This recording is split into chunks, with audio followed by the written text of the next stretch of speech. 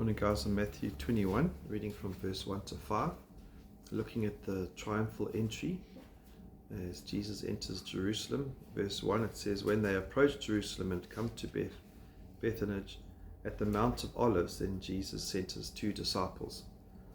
Mount of Olives is mentioned in Zechariah 14, but Zechariah 9 verses 9 has got a very specific prophecy of this triumphal entry. This is nearly 600 years before Jesus comes into Jerusalem at this time, and the very details are penned in Zechariah, and that's why it says, as the prophet said it would be. Verse 2, saying this, go into the village opposite you, and immediately you'll find a donkey tied there and a colt with her. Untie them and bring them to me. Again, we see Jesus knowing all things. He's God, he's supernatural, he knows what's ahead.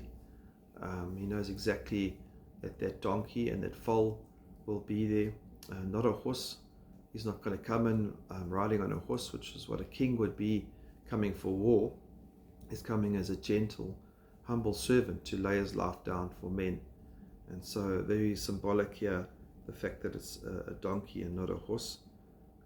Verse 3, if anyone says anything to you, you shall say, the Lord has need of them, and immediately he will send them.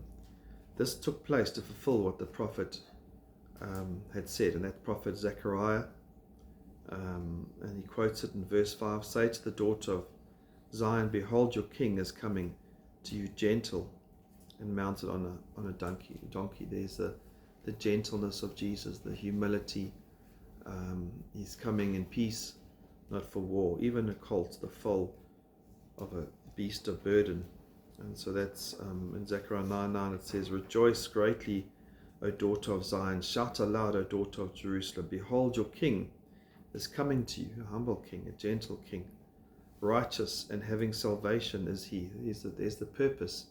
He's coming to save mankind from their sin, humble and mounted on a donkey, on a colt, the foal of a donkey. And so that foal of the donkey, which has never been ridden, as the other Gospels say, a very exact, specific prophecy. And here Zechariah explaining, using the words humility, gentleness, and the attitude that Jesus is coming in.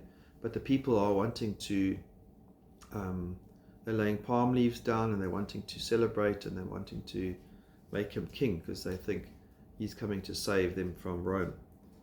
In Luke 19 verse 39, it's quite interesting. We see that the Pharisees' response to him coming in, and they rebuke the crowds, and they say, no, don't cry out, don't celebrate this king, because they didn't recognize Jesus as king, they didn't recognize the Messiah, and Jesus was opposed to their teaching. And it's interesting that Jesus replies, he says, if these should keep quiet, the stones will cry out. Even creation will cry out to say, this is the Messiah.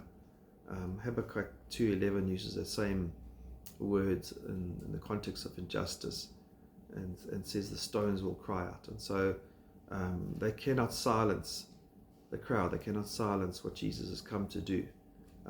He will go to the cross. He has saved us from sin, and he is our king, and he will come again to reign and rule, and nothing's going to stop that. And even creation will declare that. It's so sad that they didn't see that, and that's why later on, and we'll read that in the following accounts, how Jesus weeps over Jerusalem, because the hearts of people are in the wrong place. And so we need to recognize who Jesus is.